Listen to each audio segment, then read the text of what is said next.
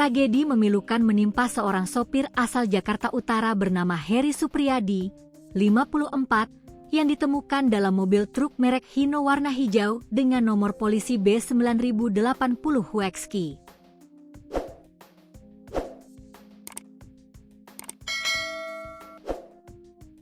Jenazah korban ditemukan di Kelurahan Banda Raya, Kecamatan Payung Sekaki, Kota Pekanbaru, pada Minggu, 3 Mei 2026, sekitar pukul 14 waktu Indonesia Barat.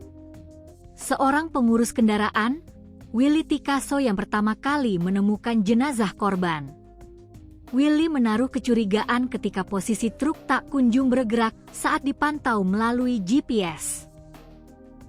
Kemudian Willy meminta pendampingan polisi untuk melakukan pengecekan truk korban. Sesampainya di tempat kejadian perkara, TKP, korban ditemukan tewas dalam kondisi mengenaskan di belakang jok sopir.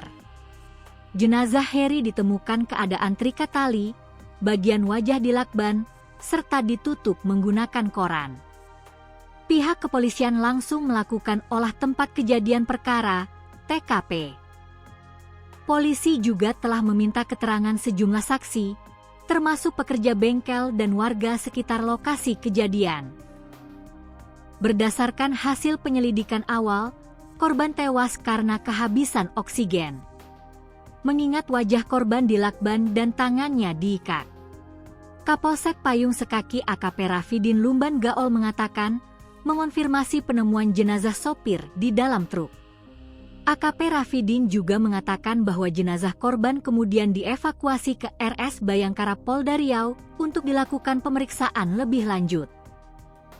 Hingga saat ini, polisi masih terus melakukan penyelidikan untuk mengungkap penyebab pasti kematian korban serta mencari pelaku.